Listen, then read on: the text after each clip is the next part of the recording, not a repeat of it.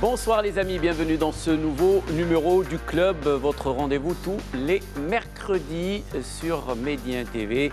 Bienvenue donc dans cette édition qu'on va consacrer presque exclusivement à la Ligue des Champions, que ce soit en Afrique ou en Europe. On parlera aussi de la Coupe de la CAF. On connaît les qualifiés pour les finales des compétitions continentales. Ce sera Espérance de Tunis contre Al-Ahli en Ligue des Champions. Et puis le Raja de Casablanca, encore un club marocain en finale continentale, le Raja de Casablanca face à l'AS Vita Club. Et comme le Raja est en finale, on va d'abord accueillir Reda Al-Ahli. Bonsoir Reda. Bonsoir les amis, et je voudrais juste corriger la grande information du soir. N'est pas la qualification du Raja en finale, même si elle est très importante, mais bien l'anniversaire de Jalal Bouzrara. Mais quand on atteint cet âge, l'anniversaire, voilà, on ne le dit plus donc, et ce n'est plus un événement. Voilà, donc 32 ans aujourd'hui, félicitations à toi. Merci longue beaucoup. Vie. 32 ans plus quelques années, on va dire, et on va rester flou sur le sujet. Amir Rahmouni, bonsoir. Bonsoir Jalal, bonsoir tout le monde. Tellement d'années qu'on a pensé à acheter un gâteau, mais on s'est dit qu'on ne trouverait pas cette place pour y mettre les bougies. Effectivement, effectivement. Ça va être une... Tu vois. Mais comme je suis votre invité, comme on raconte notre vie à nos millions de téléspectateurs, comme je suis votre invité à Casablanca cette fin de semaine, vous aurez à avoir plein d'occasions pour vous rattraper. Le Raja en finale donc, de la Coupe de la CAF. Quelle bonne nouvelle. On parlera aussi, bien entendu, les amis, des compétitions européennes avec ce match nul in extremis de l'équipe du Paris Saint-Germain à domicile face à Naples. La victoire du Barça sans Messi ce soir face à l'équipe de l'Inter de Milan. Et puis, un truc comme ça, sorti de nulle part. Victoire du Borussia Dortmund face à l'Atlético Madrid. C'est possible, on aurait pu le prévoir. Mais 4-0, donc 3 passes décisives. C'est Hakim, c'est Amine qui me donne l'information et je le remercie. C'est son cadeau. En attendant d'en ramener un vrai. C'est 3 passes décisives de Hakimi qui a joué arrière-gauche. On reviendra sur ça, également sur la soirée d'hier, avec notamment cette victoire de la Juventus sur la pelouse de Old Trafford face à Manchester United, 1-0. Et puis le Real, enfin, a gagné, mais sans convaincre. Reda Al-Ahli, donc tout de suite, tu piaffes d'impatience pour parler de ce nouvel exploit du Raja de Casablanca. Le Raja qui a répondu présent, on pouvait s'inquiéter, on pouvait dire que le Raja n'est jamais aussi vulnérable que quand il est confortable. Finalement, le Raja a répondu présent et a arraché cette qualification face au club d'Inyemba dans une ambiance magnifique. Oui, bah, l'essentiel est fait, ça passe en finale. Maintenant, ça n'a pas été confortable, en particulier en première mi-temps où l'équipe nigériane a quand même bien bousculé le Raja, elle a pris l'initiative, on l'a vu. On l'a vu arriver à se procurer des occasions et n'avait pas baissé la tête après la défaite à domicile de l'aller, mais ça a suffi. Ça a suffi d'aller gagner à l'extérieur 1-0 sur leur terrain et on a pu louper un peu cette première mi-temps. Deuxième mi-temps, ça allait mieux, sans avoir de grosses conséquences. Voilà. Il va sûrement falloir visser quelques boulons pour la finale. C'est pas possible d'avoir comme ça des absences de 20-25 minutes à ce niveau. Surtout devant Vita Club, parce que c'est Vita Club qui est qualifié. Mais ça passe, et voilà, comme tu l'as dit, depuis 15 ans que le Raja n'était pas arrivé en finale d'une Coupe africaine, il était quand même temps de remontrer ces couleurs-là à ce niveau. Voilà. Et encore une fois, une ambiance juste incroyable au complexe Mohamed V. Le Raja qui, franchement, a géré. C'est vrai, il a subi en première période, mais il a su accélérer le moment venu. Pas tellement. Moi, ce qui m'étonne dans ce Raja, c'est une chose qui saute véritablement aux yeux, c'est que je les trouve beaucoup plus efficaces dans la finition quand ils jouent hors Casablanca qu'à Casablanca. Oui. Parce que Reda il a raison sur un point. Ils sont malmenés en première mi-temps, mais ils ont quand même 2-3 occasions franches, notamment Hadref qui est face au 7,33 m des cages vides. Il y a eu Ben Halib aussi qui a des occasions. 32. 32, oui. Précision, on a une émission précise. La taille compte. Voilà, exactement. La taille compte, oui. Donc voilà, je trouve que c'est très étonnant ce Raja-là, parce que ils auraient quand même pu tuer le match. Ils auraient pu prendre un but en premier temps, mais ils auraient aussi pu tuer ce match-là. Mais je les trouve beaucoup plus tranchants. Voilà, je pense que c'est le bon terme, tranchant offensivement, quand ils doivent chercher un résultat à l'extérieur. Ce qui est rassurant, sachant qu'ils vont jouer le match retour apparemment de la finale en dehors de leur base.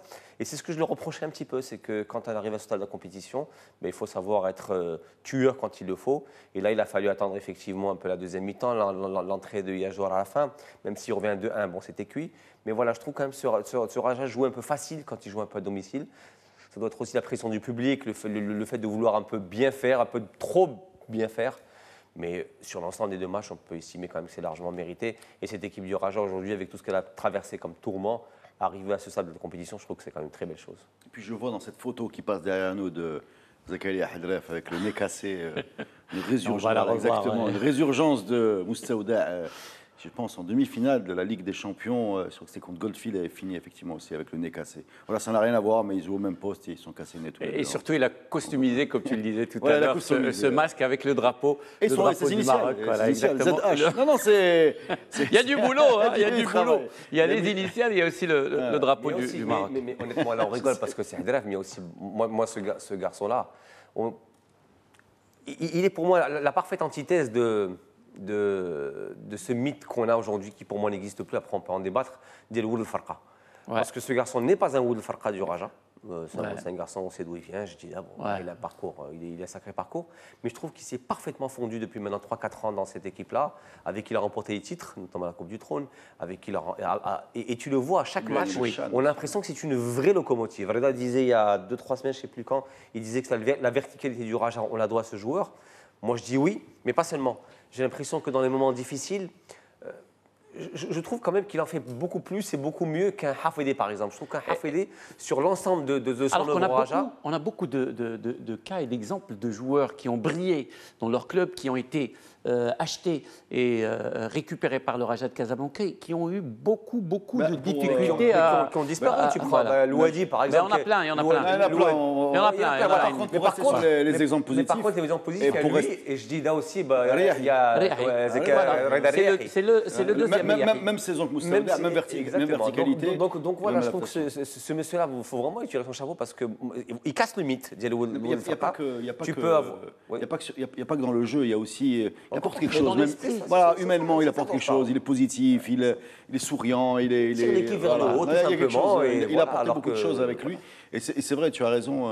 J'ai pensé aussi à Reda Riahi quand il y avait cette adaptation rapide, cette épopée africaine, parce qu'il y a aussi l'épopée du Chan. Il a été important dans le Chan avec l'équipe locale. C'est quelqu'un qui a une drôle d'histoire. Il était allé à 2 doigts d'aller rejoindre le club de Montpellier. Tout le monde était d'accord. C'est intervenu malheureusement pour lui.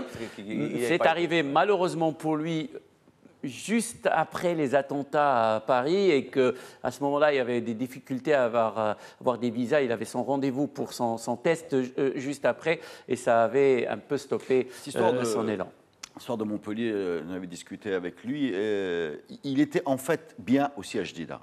Il est bien sûr, je ne pense pas qu'il aurait craché sur une carrière professionnelle, mais il n'était pas en quête de ça de façon éperdue. Voilà, c'est quelqu'un qui a refusé des offres du Golfe aussi. Il était très très bien à Jdida. C'est quelqu'un qui était super important dans la ville. Je parle même en dehors du sportif. Voilà, il y avait un côté un peu star de la ville qui était. C'est la force de caractère qu'il faut avoir pour aujourd'hui refuser des offres du Golfe.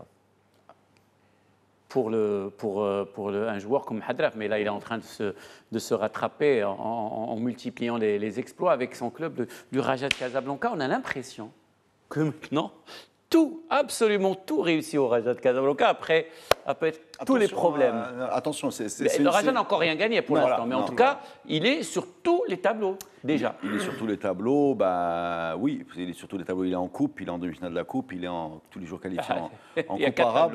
Oui, il est en finale de la coupe de la CAF et bon, en championnat, comme il a joué que 2 journées, il est dans l'affaire avec 4 points. Mais il faut faire attention parce que si tu trompes l'œil dans le sens où si tu n'arrives pas à boucler ces échéances qui arrivent très tôt, tu vas te retrouver avec une masse de matchs en retard qui font que quand tu relèves la tête, après un potentiel échec dans une des coupes, tu te retrouves avec tellement de matchs en retard qu'en général, tu fais une deuxième partie de saison très, très difficile. Donc, pour moi, c'est très difficile de se battre sur tous ces tableaux et c'est encore plus difficile de laisser accumuler tous ces matchs en retard du championnat. J'ai l'impression que le championnat n'a pas vraiment démarré pour le Raja et pour le WAC d'ailleurs, qui n'a pas non plus. Et je trouve que c'est un petit peu dangereux. Voilà, c'est un petit peu dangereux. Alors au niveau financier, c'est la Coupe arabe qui est importante. Au niveau prestige, c'est la Coupe de la CAF. Le championnat est très important parce que la Coupe du Trône, tu l'as gagnée l'année dernière et le championnat, tu ne l'as pas gagné depuis 5 ou 6 ans. Donc il va falloir mettre de l'ordre dans tout ça. Après, et tu n'as pas le banc, tu n'as pas la culture, tu n'as pas profondeur de banc. Pas le banc, je ne suis pas d'accord. Moi, je pense que le Raja a un très joli banc cette année. Après, on en parlait sur le dernier match. Ils se permettent quand même de ramener une victoire avec Yajor Ben Halib et je crois même Hedraf qui était sur le banc. Et le Raja a aussi un super entraîneur. Voilà, mais ils ont un Juan Carlos Garrido ils ont un des plus beaux bancs. Ils ont un des plus beaux bancs, je trouve, le Raja de la Botola. Ouais. Mais par rapport à ce que disait Reda, je pense qu'ils vont aborder un mois d'octobre-novembre qui est quand même crucial dans le sens où tu peux tout remporter et faire une très belle saison, tout comme tu peux tout perdre. Mais voilà, donc il faut avoir la maturité, de communiquer. Mais si tu remportes tout, voilà, tu peux être sur une belle rampe de lancement aussi. Hein. En parallèle du fait que tu es dans une phase positive sportivement après des vaches maigres, même si l'année dernière il y a eu cette Coupe du Trône, tu es aussi au niveau administratif devant un nouveau bureau, un nouveau président et une nouvelle façon de faire les choses. Donc tu as un changement également dans les coulisses. Il faut communiquer autour du fait que tous ces changements ne devraient pas être tributaires d'un faux pas, que ce soit en coupe ou que ce soit. Voilà. C'est-à-dire qu'il y a un travail qui est mis en place. Aujourd'hui, il y a une unanimité, il y a une véritable, un élan commun. Voilà, les supporters, le club, les entraîneurs, les joueurs. Depuis très longtemps. Ce qu'on n'a pas eu depuis très longtemps et qui est aussi lié au fait qu'il y a eu une traversée du désert. Mais les bons résultats, les amis, aident également ces changements et permettent à cette nouvelle équipe dirigeante de travailler dans la sérénité. Parlons maintenant du prochain match. Ça sera face à Vita Club. Vita Club qui s'est imposé 4-0 quand même. 4-0 face à Al-Masri. C'est un message envoyé au Raja de Casablanca. Et puis déjà, ils avaient envoyé un message direct, vu qu'en poule, si je me rappelle bien, ils avaient obtenu un nul à Casablanca. C'était, je crois, le premier match de poule. Et ensuite, le Raja s'était incliné. Et c'était, alors que justement, comme tu l'as dit, ils avaient fait plutôt une bonne campagne à l'extérieur. Ils avaient fait plutôt une bonne campagne à l'extérieur. Et là, ils avaient calé. C'était l'équipe qui les avait mis en échec. En tout cas, sur la confrontation directe, c'est Vita Club qui était devant. Donc le Raja est prévenu. C'est une grosse équipe. C'est une vraie grosse équipe. On l'avait vu en poule. Ça confirme. Espèce de nonchalance là, qu'on a vu par moment à domicile après avoir fait la différence à l'extérieur, je ne pense pas qu'elle sera au rendez-vous. En plus, tu joues probablement, enfin, tu joues le match aller, voilà, la finale, c'est le retour, le vrai, se jouera là-bas. Voilà, le Raja est prévenu, c'est un vrai os, c'est un vrai obstacle, c'est une équipe. C'est une équipe à respecter et qui n'est pas moins favorite que les Casablancais. C'est un vrai défi africain et c'est positif. Moi, je trouve ça chouette. Après, si on reste sur l'action selon lequel le Raja est beaucoup plus efficace devant à l'extérieur, c'est peut-être une bonne chose. C'est peut-être que le Raja a cherché son titre là-bas. Hein. C'est peut-être une bonne nouvelle pour le Raja que le match retour se joue à l'extérieur. Il y a un club marocain, donc il y aura un club marocain en finale d'une compétition continentale, c'est la Coupe de la CAF. C'est le Raja en finale de la Ligue des Champions. Il n'y a pas de club marocain, il n'y a plus de club marocain. Mais il y a un Marocain. Deux équipes, voilà exactement, deux équipes nord-africaines et un Marocain, Walid Azaro, l'attaquant d'Al Ahli du Caire. La finale donc opposera Al Ahli à l'Espérance de Tunis. Al Ahli qui s'est imposé malgré une défaite, sa première défaite avec son entraîneur Carteran, 2-1 à Stef face à l'entente de Stef entraîné par notre ami Rachid Taoussi. L'équipe d'Al Ahli avec Azaro, qu'on voit ici derrière, qui vise, les amis, un 9e titre de champion d'Afrique. Ça calme quand même quand on voit le Wydad, le Raja, qui sont des gros clubs, mais qui en sont à 2 titres. On va quand même rappeler que le Wydad a quand même calmé ses ardeurs et ses élans l'an dernier. Oui. C'est toujours bien de le rappeler, je pense, parce que ce club-là est toujours champion de titre actuellement. C'est quand même un énorme palmarès, quand même. Hein non, c'est pas le même, c'est pas le même. Mais bon, mais après aussi, c'est pas les mêmes budgets, c'est pas les mêmes infrastructures, c'est pas la même histoire. C'est véritablement peut-être le plus grand club d'Afrique, c'est une certitude. On le voit bien dans le palmarès, dans tout en fait. Ouais. Et pour ceux qui ont l'occasion de visiter les infrastructures là-bas, te disent que c'est quelque chose de véritablement impressionnant. Et c'est peut-être aussi l'une des raisons pour lesquelles pendant très très longtemps, les joueurs, notamment égyptiens, ont toujours rechigné d'aller ailleurs quand tu es à l'Ali parce que bon, bah, voilà, c'est la panacée, tant en termes de salaire. C'est le Hedref. Ouais. Je dis multiplié par 100 peut-être. Mais oui, ils perdent contre un superbe Rachid Taoussié dans une tenue extraordinaire.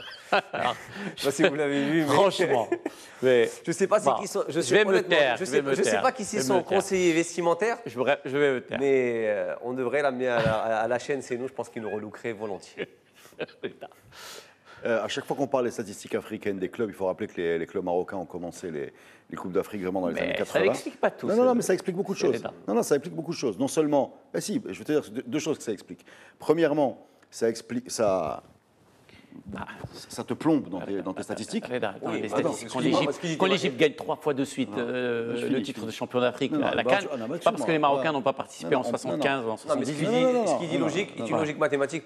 Si on parle des clubs, on parle d'équipe nationale. Un peu de rigueur dans le débat. Si on parle des clubs, les clubs n'ont pas participé. Parlons des clubs. Nos clubs marocains ont mis 15 ans pour s'y mettre. Voilà. Combien de Coupes d'Afrique, maintenant qu'on est sérieux dans une émission très sérieuse, combien de Coupes d'Afrique a remporté l'Ahli pendant que les clubs marocains dormaient? J'ai deux choses. Premièrement, ça démontre que non seulement ils n'étaient pas intéressés, c'est absolument pas prioritaire. À partir du moment où les clubs marocains se sont mis dans ces Coupes d'Afrique, tu as eu très vite les Phares en 85, le Raja 3 fois, le WAC en 92. C'est pas grotesque. Et l'année dernière, n'oublie pas l'année dernière. Le Kaukeb, le Raja, la C2 du WAC. Je veux dire, si tu densifies, si tu remets dans les bonnes densités... tu restes loin du compte, Reda. Non, d'accord, mais tu n'es pas largué. Tu es moins ridicule que l'équipe nationale, voilà, en résumé. Voilà, parce que tu voulais comparer ça au Cannes, à l'unique Cannes décroché en 1976. Tu es bien moins. Là, je suis d'accord avec toi. Tu as le FUS, tu as le MAS. Voilà. Quand tu regardes ça, je pense qu'on est troisième africain derrière l'Égypte et pas loin de la Tunisie. On est loin devant toute l'Afrique subsaharienne. Ces gros clubs qui faisaient peur dans les années 80, les Tonnerre Yaoundé, les machins, etc., ils sont derrière, même, y compris quand tu ramasses les groupes marocains, les clubs marocains, y compris Mazembe, etc. Donc, il y a quelque chose qui se passe au niveau des clubs depuis le retour qui n'est pas et qui revient. Voilà, il y a eu des décennies glorieuses du titre des phares jusqu'en gros, pour aller vite, jusqu'au deuxième titre, jusqu'à 2003, il y a eu vraiment des années très très denses. À ce moment-là, on était loin devant les Égyptiens. Et ensuite, il y a un trou qui a été comblé par le retour du WAC avant le MAS, le FUS, etc. Il faut s'en féliciter. Et juste, il faut le dire tranquillement, aujourd'hui, la fédération soutient les clubs qui voyagent en Afrique. Il n'y a plus aucune espèce d'angoisse sur le trou budgétaire que causent ces voyages africains, et c'est important, et c'est un enjeu sportif important. On a vu Balkan se bagarrer, on a vu tout le monde se bagarrer, on a vu même le CODM il y a 2-3 ans. Voilà. L'enjeu sportif, aujourd'hui, on connaît aussi sa finalité. Il n'y était pas. Je connais des présidents de clubs, j'ai vu un président de club nous dire, je ne veux pas faire la Coupe de la CAF. J'ai vu tu peux le comprendre, parce que si, à un moment ou à un autre, la trésorerie s'impose, parce qu'une Coupe de la CAF qui te ramène, allez, $500 000, et si c'est pour la gagner et pour assurer les voyages, les primes, les machins, ça te coûte $1 million. Tu c'est pour ça que la Fédé s'est impliquée, c'est parce qu'aujourd'hui on a une finalité qui est quand même le Chan. Ces joueurs-là ont pris de l'expérience africaine, ils se sont battus au Chan contre des équipes africaines locales et on l'a gagné. Mais au-delà de ça, juste un dernier point, juste en information. C'est pour ça qu'aujourd'hui, avec cette espèce de subvention qui est faite sur les transports en Afrique, on est revenu dans la situation de gloire dont je vous ai parlé des années 80 et début des années 90, où les avions militaires transporter le Kaukeb, etc. Tout le monde avait droit à l'avion militaire pour aller jouer les compétitions africaines. Et donc, aujourd'hui, quand on enlève ce problème de budget et que l'enjeu sportif est définitivement entériné dans notre inconscient, on va avoir des résultats et on peut, à terme, se comparer à l'Égypte, peut-être pas ces 9 titres, mais... vraiment à terme. Alors, je juste préciser une chose, Reda, qui est très très importante, c'est que c'est l'anniversaire de notre cher animateur. Donc, si tu pouvais éviter de le contredire tout le temps, il passerait une meilleure soirée. La première. Mais la seconde, je sais que j'ai raison. La seconde, je vais abonder dans ton sens, Jalel, et nuancer ce que dit Reda. Effectivement, ce que tu as annoncé est très très juste, mais on peut quand même, quoi qu'on dise, accepter le fait que Ahli, c'est quand même là, ou même les deux clubs égyptiens là, et nous, c'est 2 crans plus bas. D'ailleurs, on le voit même au niveau des transferts. Aujourd'hui, quand on a de super joueurs, quand ils ne peuvent pas aller en Europe et qu'ils refusent des sirènes du Golfe, la panacée, c'est d'aller à l'Ahli. Et même le joueur. Par exemple, aujourd'hui, tu prenais à l'époque le Gabonais Evuna quand il était au Wydad. Voilà, c'est passé par l'Ahli et d'aller en Chine ou ailleurs. C'est-à-dire qu'aujourd'hui, l'Égypte peut être un meilleur tremplin pour une carrière à l'international que le Maroc. Non, mais l'Égypte est un championnat cohérent. Ouais. L'Égypte est un environnement cohérent. C'est-à-dire que le footballeur en Égypte est bien payé, les gens se passionnent pour le championnat d'Égypte. Il a même su résister à tous les troubles qui ont été post-révolution, c'est-à-dire le drame de Port Saïd, le fait d'avoir des huis clos, Mais des quasi-huis clos. voilà, parce qu'on voit bien, voilà, ils ont quand même eu beaucoup de difficultés à mener un championnat normal. Donc Oui, la cohérence, mais en Afrique, ils sont toujours performants. Ils n'ont jamais. Voilà. Parce qu'il y a le poids de l'histoire, il y a le poids de l'institution, il y a l'expérience, il y a les moyens financiers. Pourquoi il y a l'entente de Sétif là on présentait la finale et... Parce que l'entente de Sétif était en demi-finale. s'est incliné effectivement D'accord. 2-0 lors du match aller. Je donne juste, comme c'est mon anniversaire et j'ai raison, je reviens sur le palmarès d'El Ahly en Ligue des Champions. Ce n'était pas dans les années 20, ce n'était pas dans les années 30, ce n'était pas dans les années 40. Il n'y avait même pas de pays africain dans les Alors, années monsieur, 30. la Ligue des Champions, avec bien sûr El Ahly qui a remporté à 8 reprises et maintenant vise une 9e couronne. La première 82, 87, 2001, 2005, 2006, 2008, 2012, 2013. Donc voilà, El Ahly était là en même temps que les clubs marocains. Donc, Mais je dis la même chose. ta théorie Non, ma théorie. Là, premièrement, l'Ahly, la cohérence qu'on cherche nous dans notre football, l'Égypte là. ouais. Qu'est-ce que c'est pour moi une cohérence? C'est M. Aboutrika, par exemple, est le footballeur star de l'Ahly, et il est le footballeur star de l'équipe nationale. Effectivement. Autour de lui, il a un système comme le système L'équipe championne d'Afrique Bayern, était voilà, etc. essentiellement composée Voilà. de joueurs d'El Ahly, Voilà. 7-8 Ces joueurs. gens-là vont chercher des Coupes d'Afrique, ils la gagnent, pas tous les ans, mais ils la gagnent souvent. Dans la foulée, ils ont une canne où ils sont à l'aise sur les mêmes terrains. C'est logique, tu as raison. Oui, mais Cette cohérence. C'est Azaro, cohérent, par oui. exemple, Azaro est l'avancement de cette équipe probablement la plus prestigieuse d'Afrique. Ouais. Azaro a joué peut-être 20 minutes en équipe nationale. Voilà. C'est une anomalie que tu auras du mal à expliquer à un Égyptien. Voilà. Et moi, je ne suis pas en train de dire qu'il devrait jouer ou bien enlever une Saïré ou bien mettre à la place de Boutaïeb. Non, je dis juste que dans leur système, voilà comment ça marche. Voilà. tout est lié, Reda. Tout est lié. Les Égyptiens, à part Salah, qui est un cas exceptionnel. Si l'Égypte a cette cohérence, c'est parce que l'Égypte aussi, tu peux reprendre le problème à l'envers. Si l'Égypte a cette cohérence, c'est parce que l'Égypte n'a pas besoin d'avoir 25 joueurs expatriés pour pouvoir former une équipe nationale. C'est parce que l'Égypte réussit en club avec des joueurs de qualité qui peuvent nourrir cette équipe pour aller gagner des CAN et par la suite aller en Coupe du Monde. Donc en fait, tu vois ce que je veux dire, c'est que de quel côté tu prends le problème, le frère jumeau de quel côté tu prends le il reste- problème, c'est tout. Il reste une petite minute, désolé de t'avoir interrompu, Amine. Le frère jumeau ou l'exemple qui se rapproche le plus d'El Ahly du Caire, c'est un peu l'Espérance de Tunis, qui est aussi compose l'ossature de la sélection tunisienne qui s'est qualifiée le week-end dernier pour la CAN pour la 14e fois. En limogeant quelques jours après son entraîneur Fawzi Monzarti qui pourrait revenir au Wydad de Casablanca si jamais René Girard ne convainc pas complètement Amine Rahmouni. Alors, Amine, justement, l'Espérance de Tunis s'est qualifiée, Non, mais c'est qualifiée pour cette finale, mais avec un coup de main mais énorme, monstrueux de l'arbitre de cette rencontre. 4-2 pour l'Espérance, mais le moins que l'on puisse dire rapidement, il ne reste pas beaucoup de temps, que les pauvres Angolais de Primeiro Agosto, véritable révélation de cette campagne de Ligue des Champions, ils ont été tout simplement volés. Ouais, littéralement. Bah, après, on a eu ce qu'on appelle classiquement un bon arbitrage méjeant Ouais, là, qui c'est rappelle un peu- les plus belles heures de Slim Chiboub Ouais. dans les instances de la CAF. Oui, voilà, je pense qu'il n'y a rien à dire de plus. C'est un scandale qui a été vu aux yeux de tous les observateurs et du monde du football africain. Que veux-je dire de plus? Enfin, on est désolé pour les Angolais et pas forcément content pour les Tunisiens non plus. Donc voilà, ça leur fait quand même, on retiendra finalement que les finalistes, voire les champions. Donc on retient qu'ils sont en finale. Aujourd'hui, le fait qu'un Marocain comme nous, enfin les Marocains, s'intéresse aux demi-finales de la Coupe d'Afrique, Ligue des Champions y compris quand on n'est pas qualifié, déjà c'est nouveau, voilà, c'est de plus en plus médiatisé, c'est quelque chose qui nous intéresse, même quand le club qu'on supporte. Hein, non mais c'est important parce que. On a pris goût, c'est un peu mais normal. bien sûr, On a pris goût. On a gagné, on a fait des mais pour finales, que ce soit on a fait des crédible. demi-finales. Mais aussi les amis, on termine par ça. Pour que ce il y soit a- crédible, il faudrait vraiment, excuse-moi, régler ces problèmes d'arbitrage et avoir l'honnêteté de le dire sur une chaîne marocaine que parfois on en est aussi bénéficiaire sur les Bien dernières sûr, années. bien sûr. Donc il faut vraiment. Mais on l'a dit, voilà, Reda, quitte à ce que ça nous. Reda, l'équipe par nationale, je honnêteté suis désolé, intellectuelle, on l'a dit ne serait-ce qu'il y a On l'a 2 dit. semaines, Bah oui, lors du Maroc-Comores. match Maroc-Île-Comores. La finale, donc le 2 et le 9 novembre, ça sera une belle finale, en tout cas ça c'est sûr, Classique. entre un classique Un classique. du football continental, Ah, entre tu sais, Al Ahly On termine cette première partie entre Al Ahly du Caire, 8 fois vainqueur, qui cherche une 9e couronne, et l'Espérance de Tunis,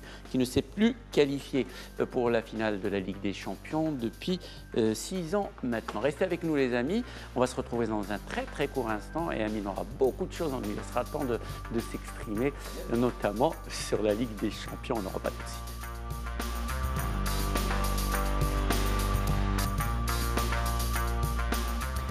Bonsoir les amis, rebonsoir, bienvenue dans cette seconde partie du club. À mes côtés, comme toujours, Amine Rahmouni. Bonsoir Jalal, comment allez-vous? Super bien. Reda Alali, bonsoir. Salut à tous. Alors, la Ligue des Champions en Europe, il y avait plein de belles empoignades ce soir. On va parler peut-être du match qui a été un petit peu le plus disputé, le plus passionnant, le Paris Saint-Germain contre l'équipe de Naples. Naples pensait arracher les 3 points de la victoire et franchement compliquer la vie des Parisiens pour de longues semaines. Paris a été sauvé par un Di Maria génial, une égalisation en toute fin de rencontre, 2 buts partout. Amine. Ben oui, mais Naples a véritablement gâché la vie des Parisiens parce que je pense qu'ils vont vivre une semaine ou deux difficile avec la presse parce que quand tu te fais match malmener, retour la semaine prochaine déjà. Ouais, mais quand tu te fais malmener dans 2 semaines, quand tu te fais malmener comme ça par cette équipe italienne à domicile pour un prétendant de titre, je pense que ça fait tâche. Donc ça nous montre clairement que cette équipe-là, je pense aujourd'hui, n'est pas outillée pour aller au bout d'une Ligue des Champions. Peut-être que l'histoire me donnera tort. Mais on a quand même vu une équipe italienne qui a véritablement marché sur le PSG, sauf une petite vingtaine de minutes où ils ont essayé de se reprendre. Et surtout quand Tuchel fait son changement tactique, là, quand il sort Bernat pour le remplacer par Kerrer et qui joue à 3 défenseurs seulement. Maintenant, voilà, on a quand même vu un Naples beaucoup plus tranchant. On a vu un PSG avec... moi, j'ai beaucoup de difficultés avec Neymar en numéro 10, avec Cavani qui touche plus un... Entre le Cavani d'avant et qui touche plus un seul ballon. Il sert que Mbappé. C'est rien. C'est incroyable, hein, parce qu'on a l'impression que Neymar, à chaque fois, c'est Mbappé. Ouais. Et ça va être compliqué. Donc, alors, c'est bien beau de mettre des 5-0 à Amiens, des 12-0 à Dijon. Mais on a l'impression quand même que dès qu'en face il y a du répondant, c'est un peu plus compliqué. On l'a vu contre Liverpool et on l'a vu contre Naples. Oui, en tout cas, là, le PSG s'évite une 2e défaite, comme ça allait être une 2e défaite fou, hein. en 3 matchs, après la défaite face à Liverpool en toute fin de rencontre. Là, heureusement pour les Parisiens, pour Tuchel, parce que ça allait être très compliqué. Imaginez un seul instant, c'est encore possible les amis, mais imaginez un seul instant que Paris ne survive pas à cette phase de poule de la Ligue des Champions. Que vont faire les Parisiens jusqu'à la fin de la saison? Il faut être un peu humble. Enfin, Paris devrait être un peu... Enfin, il faut être humble. Quant au tirage au sort, tu hérites de Liverpool qui est finaliste de l'année dernière, et actuel leader, co-leader avec City du championnat, et que tu as dans ta poule Naples qui est 2e. Naples, ils ont eu un accident contre, je pense, Udinese et une défaite logique contre Juventus et ils ont tout gagné. Ancelotti a bien façonné cette équipe, ça tourne bien, ça joue bien pour ceux qui regardent le calcio. Et PSG... bon, après, tu as l'Étoile Rouge de Belgrade qui est derrière en termes de niveau, mais quand tu partages l'affiche avec les 2 autres équipes, ta présence en 8e n'est pas une évidence. C'est pas naturel, c'est pas un droit. Ouais. C'est pas un droit. Surtout que quand tu regardes bien le PSG sur le plan du jeu, hein, tu vois pas des progrès fulgurants. Voilà. Et donc, quand tu as un tirage au sort qui est pas très favorable, il faut s'attendre à souffrir. Et il y a un vrai suspense dans ce groupe. Je ne suis pas convaincu que le PSG, au moment du tirage au sort, soit au-dessus en termes de foot. Hein. Je ne parle pas de noms alignés sur une feuille de match, mais en termes de foot, si vous regardez le calcio le dimanche et le PSG, je ne suis pas convaincu que ça joue mieux que Naples, hein, et encore moins que Liverpool. Donc, ça va être très serré. Et effectivement, différence, c'est tu as raison. Quand tu es dans cette logique parisienne de tout sur la Ligue des Champions, le championnat est garanti. Par la force des choses, Reda. C'est les limites de ce modèle actuel. C'est les limites de ce modèle actuel qui met tout sur une compétition et qui gesticule comme ça, qui est dans une incantation pour la Ligue des Champions. C'est un modèle qui est quand même bizarre cette année, hein, parce qu'on va quand même rappeler que le PSG a quasiment pas recruté, sinon des noms mineurs. On enlève effectivement Buffon, ça c'est autre chose. Buffon pour moi c'est au-delà du sportif. C'est pas du sportif. D'ailleurs, c'est c'est Areola qui est le titulaire quasiment contesté, mais ils vont chercher du Kerrer, du Bernat, enfin ils vont pas chercher non plus des grands noms au flanc. Attends, ils en ont pas besoin. Attends, Oh, mais si, ils ont Neymar, ils ont Kylian Mbappé, attends. ils ont Cavani, Non, mais ils ont Matuidi. ils en ont Non, ils ont besoin plus Matuidi, ouais. parce que les 4 noms que tu as cités, ce sont les 4 de devant. Mais tu remarqueras que sur le banc de touche, il n'y a quasiment plus personne. Quand il y en a un qui se blesse, bah, il rentre du Diaby, il rentre des noms qu'on connaît quasiment pas. C'est des jeunes, c'est des nouveaux. Devant, qui c'est qu'il y a de nouveau? Draxler, c'est le seul éventuellement, on va dire, star moins qui est présente sur le banc. Mais pour le reste, on a quand même l'impression, mais c'est peut-être juste une impression, que la politique commence un petit peu à changer et peut-être qu'ils ont moins d'argent ou qu'ils veulent mettre moins d'argent, ce club qatari, peut-être aller un peu moins vite que la musique. C'est une impression parce que quels sont les joueurs qui sont disponibles sur le marché? Tout le monde est disponible. Ils ne cherchent pas les bons joueurs, peut-être. Ouais. Tout le monde est disponible pour pas de l'argent et l'argent ils l'ont. Hein. À part la disponible, parce que le PSG s'est posé.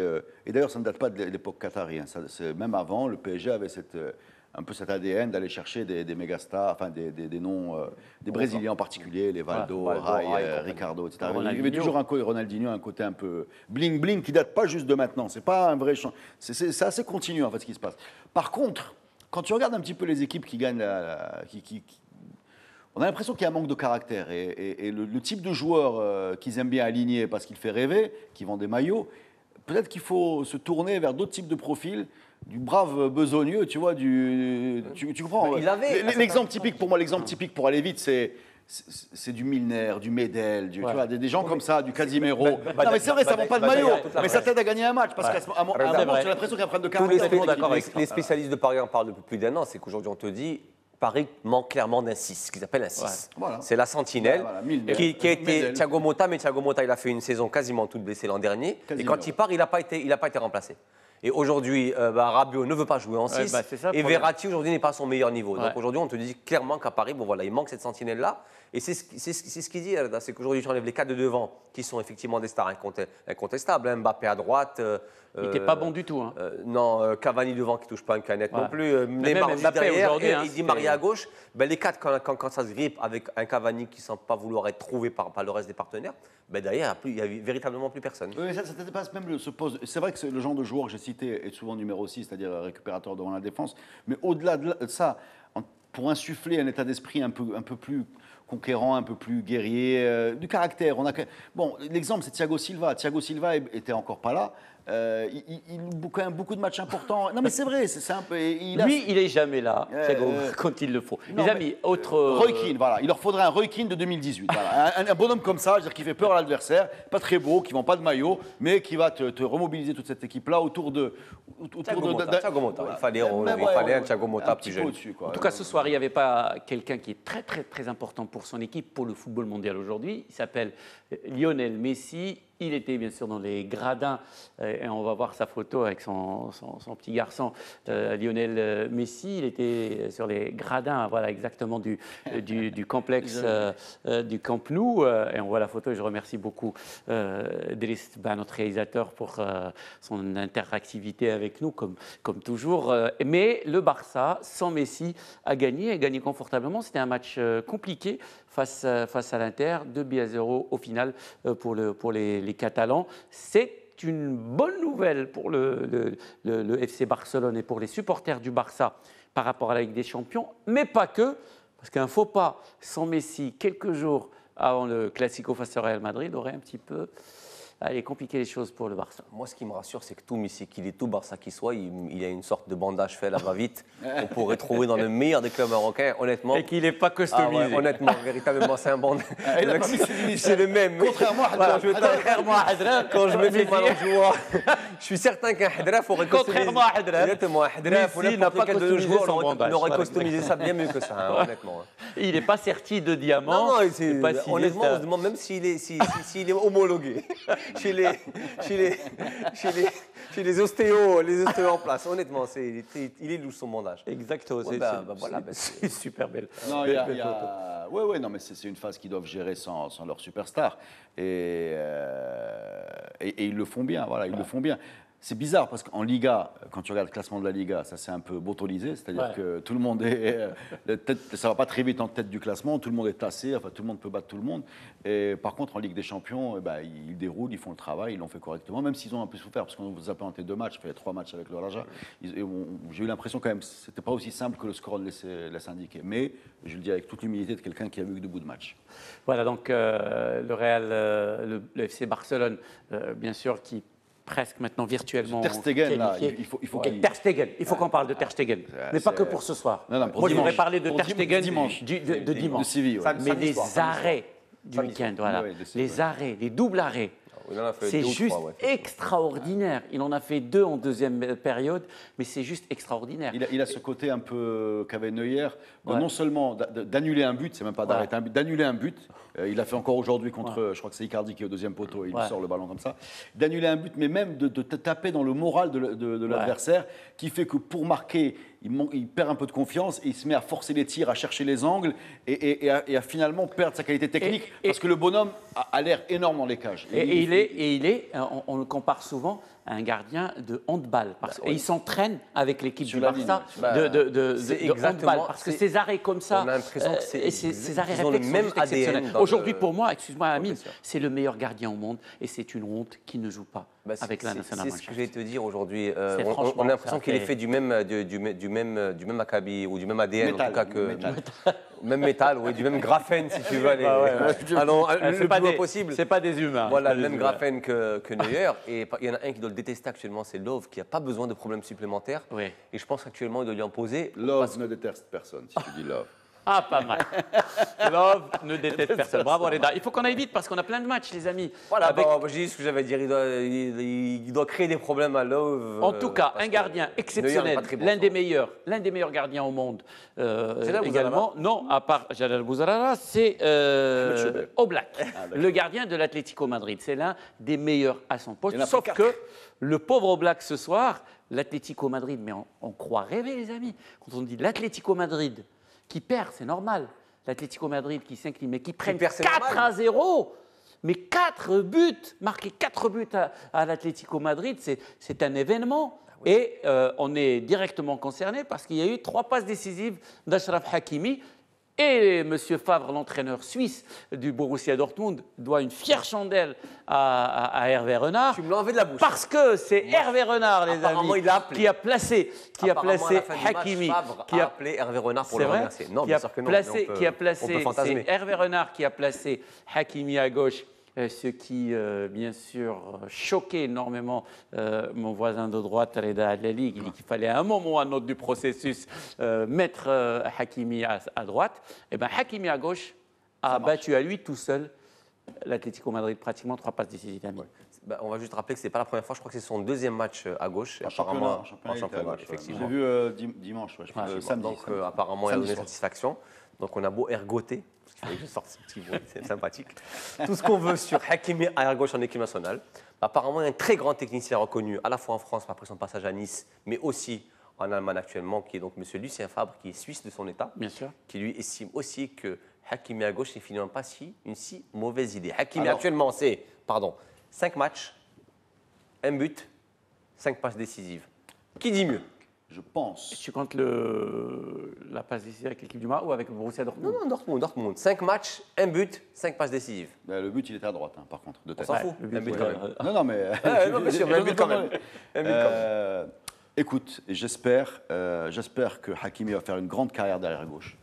Que tu vas pouvoir... en fait, il était un arrière gauche. Parce qu'on a un bon arrière droit qui a brillé aussi en Ligue des Champions. C'est Mazraoui qui a marqué, non seulement marqué, qui a permis à l'Ajax de l'emporter en toute fin de rencontre. Tu vas pouvoir faire un montage glorieux de toutes les fois où j'ai dit, moi, qu'il aurait dû retrouver sa place parce qu'il donnait l'impression de jouer à l'envers et de jamais déborder. À ce moment-là, je ferai un grand mea culpa. Je serai très content.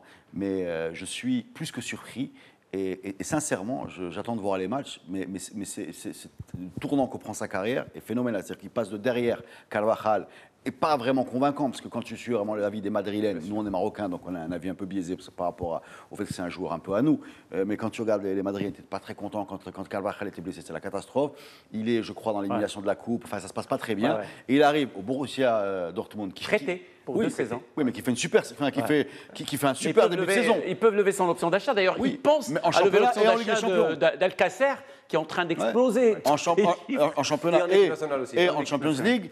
Il va à gauche alors qu'on attendait à droite, il s'impose, il marque, il est décisif offensivement. Je veux dire, c'est un état de grâce. Renard est un génie, je vous dis, monsieur. Renard est un génie. C'est ce qu'on retient. Ce soir, les amis, il y a encore d'autres matchs. Ce soir, il y a eu bien sûr cette belle victoire du Borussia Dortmund de Achraf Hakimi face à Monaco. Moi, j'aimerais bien aussi qu'on s'attarde sur 2 matchs de mardi, notamment Manchester United contre la Juve et aussi le Real Madrid contre Victoria Pilsen. On commence par le Real Madrid en grosse difficulté. Le Real, 4 matchs sans victoire avec un entraîneur en difficulté également. Je ne sais pas si tu vois, regarde le titre, Victoria, et c'est tout. Donc la victoire,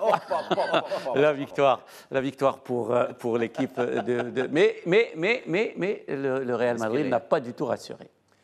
Je sais pas, j'ai vu moi le Manchester Juve, pour être tout à fait honnête. J'ai juste vu tu ne seras pas payé pour ce soir, parce qu'il faut faire comme moi. Moi, je regarde les multiplex, monsieur. Alors, j'ai regardé hier 9 matchs en même temps. Non, mais dis la vérité, déjà tu as 9 télé. Non, je n'ai pas 9 télé. Je n'ai pas 9 télé, j'en ai qu'une télé. Et j'ai regardé, je t'assure, j'ai regardé 9. Honnêtement, moi, je regardais Manchester Juve, donc... Sérieusement, j'ai bien fait parce que ce Real ne me convainc pas et honnêtement ne me séduit pas depuis le début de la saison. Maintenant, effectivement. Mais au-delà du match, si on parlait de Lopetegui, on est en train de voir. Voilà, on peut parler au-delà du match, effectivement, c'est une équipe. Alors, on parlait d'état de grâce. On voit très clairement que ce Real a perdu son football. Il a perdu la confiance derrière. Je vais répéter ce que j'ai dit il y a 2 ou 3 semaines ici, c'est que je trouve que, parce qu'après on peut avoir 400 000 explications des Zidane, mon explication, c'est que je trouve que ce Real-là, et notamment Florentino Pérez, a minoré l'importance d'un joueur du calibre de Cristiano Ronaldo dans cette équipe. Pour moi, les deux, c'est lié. Hein. Ronaldo, Zidane et Ronaldo, c'est intimement lié.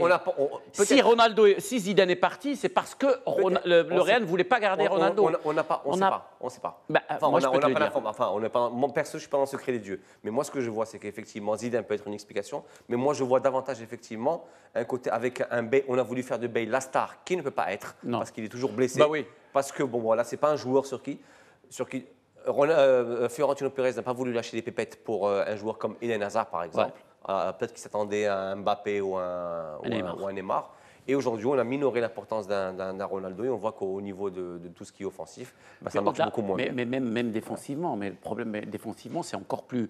je ne trouve pas que c'est plus criant, honnêtement. Moi, je trouve que au niveau de l'animation offensive, c'est pas bon. Que prend le Real Madrid en ce moment. Après, aussi, il faut dire que le Modric de l'avant-coupe du monde n'est pas le Modric actuel. Oui, pas que lui, et je pense que Sergio Ramos.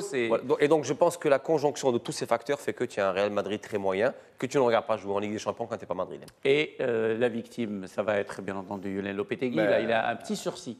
Il a un petit sursis de quelques jours. 10 millions d'euros à lui verser en cas de. Si jamais il ne gagne pas le Classico, si jamais il se trouve le Real Madrid au Classico, ça va être terrible pour lui. Non, mais je crois que son sort est scellé, à mon avis, qu'il soit. Enfin, le Classico, c'est dimanche après-midi. Bon, je pense que même la victoire d'hier ne va pas changer grand-chose. On a parlé d'état de grâce de Achraf Hakimi. On peut s'intéresser 2 secondes juste pour équilibrer les choses à la période ténébreuse qu'il traverse, parce qu'il a quand même coulé l'Espagne, l'équipe nationale, pour aller au Real. Et il risque de se retrouver 3 mois après viré de ce club-là. C'est terrible ce qu'il est en train de traverser. Des mauvais choix, voilà, des mauvais choix. Le premier mauvais choix, c'est de négocier avec un club alors que tu es en sélection. Et le deuxième mauvais choix, c'est de prendre un club qui, de façon évidente pour moi, parce que je ne suis pas vraiment d'accord avec Amine, c'est-à-dire que pour moi, oui, Ronaldo n'a pas été remplacé, mais Ronaldo pour moi était irremplaçable, dans le sens où même, je veux dire, peut-être rien ne te dit qu'avec Hazard, où tu aurais autre chose que cette espèce de décompression énorme, qui est effectivement la conjugaison de plusieurs facteurs, qui sont à la fois une lassitude physique. Là, on parle de fin de cycle, mais ça dépasse quand même la fin de cycle. Ces équipes, pourquoi je parle de Ronaldo, parce que la dégringolade, ces équipes est brutale quand même. Oui, elle est brutale. Qui est venu. Voilà, exactement. C'est pas le départ de Ronaldo, et par la suite, effectivement, ça s'échoue petit à petit. C'est vraiment se casser la gueule du 4e étage. Voilà, pour moi, juste une analogie qui vaut ce qu'elle vaut. C'est comme quand Ferguson part. Quand Ferguson part au bout de 26 ans, voilà, au bout de 26 ans, que ce soit Moyes ou Ouais, non, Van Gaal ou Mourinho tu ne peux aujourd'hui. que souffrir après. Tu ne peux que souffrir après parce que Alors, qu'est-ce qu'il faut qu'il fasse? Qu'il mette il faut qu'il limite, la porte? non, il faut qu'il limite les dégâts. Il faut qu'il limite les dégâts sur la et il faut, à mon avis, un énorme changement d'effectif pour avoir des joueurs qui ont faim de nouveau et accepter de se séparer des gens qui ont fait la gloire ces dernières années, qui sont Kroos, Modric. Voilà. Pourquoi pas? Il faut imaginer déboulonner les statuts et les statuts avec un T, et avec un E. Ouais. Et chercher des gens qui ont faim et qui voudront avoir ce maillot pour le porter plus haut. Alors que ceux-là, à mon avis, n'ont pas la possibilité de le porter plus haut. En tout cas, Ronaldo n'est plus là. Ronaldo n'est plus là. Il est du côté de Turin. Il a été aussi à l'origine hier de la victoire de son équipe, la Juventus Turin, face à son ancien club qu'il adore. Vraiment, il a eu une standing ovation, encore une fois. Vraiment, chapeau au public d'Old Trafford. Le public anglais reste quand même. Je pense déjà applaudi quand il avait mis un triplé avec le Real. Avec le Real Madrid. Mais là, c'est juste magnifique face à une équipe de Manchester United et une déclaration moi, qui m'étonne. Il y a deux déclarations de José Mourinho. Il dit que la charnière centrale de la Juventus de Turin, Chiellini et Bonucci, devraient aller enseigner à Harvard comment on défend au football. Il dit voilà, ça c'est sa première déclaration. La deuxième, il dit c'est un tout autre niveau quand même. Tu as Manchester United. Chiellini, d'ailleurs, tu as Manchester United. Et tu as investi des centaines de millions d'euros pour former une équipe. La Juventus, ça devrait être au moins niveau égal. Oui, il n'a pas seulement dit ça. Juste pour information, je pense que Chiellini, puisque tu parles de Harvard, d'université, je crois qu'il a un diplôme universitaire. Parce que oui, comment ça? Bien sûr, il a un diplôme d'études supérieures. Il a fait une thèse pour expliquer pourquoi il devait avoir un diplôme d'études supérieures. C'est-à-dire qu'aujourd'hui, on en fait un modèle en Italie. Alors, maintenant, rapidement, il reste une minute. Oui, rapidement, c'est que aujourd'hui, tu as une équipe qui est rodée, qui fait des finales de Ligue des Champions, et tu as une équipe qui est en reconstruction depuis pas mal d'années. Donc, il en parlait tout à l'heure avec le départ de. Donc, aujourd'hui, Mourinho a raison sur un point, c'est qu'il y a très clairement une différence de statut que l'argent n'achètera pas. C'est pas une question d'argent, c'est une question de politique sportive. C'est ce que c'est une question vraiment de. Il y a une différence de statut aujourd'hui entre la Juventus qui est là et que Manchester est bien plus bas aujourd'hui parce que, bon, voilà, même elle peut investir autant d'argent qu'elle veut. Je pense qu'il lui faudra du temps pour retrouver son lustre et reconstruire une équipe compétitive. Il n'y arrive clairement pas. En tout cas, moi, les amis, je mise beaucoup. Et toutes mes 9 télés, je mise sur la Juventus cette année. La Juventus va être le club à battre dans cette Ligue des Champions. Amin Rahmouni, merci beaucoup. Et joyeux anniversaire, cher ami. Merci encore une fois. Reda Alali, merci. C'était super et je me félicite d'avoir une phase de poule sympathique parce que ça encore, je la détestais longtemps parce qu'il y a un nivellement des valeurs qui est un bonheur quand on a un spectateur neutre et qu'on allume la télé le mardi et le mercredi. Exactement, et surtout le mercredi soir sur Medi 1 TV. On ne s'ennuie pas du tout, effectivement. C'est la fin de cette édition du club. Encore une fois, mille merci de l'avoir suivi. Merci à toute l'équipe, à Driss Tba, notre réalisateur. Là, on se donne rendez-vous la semaine prochaine. Ciao les amis.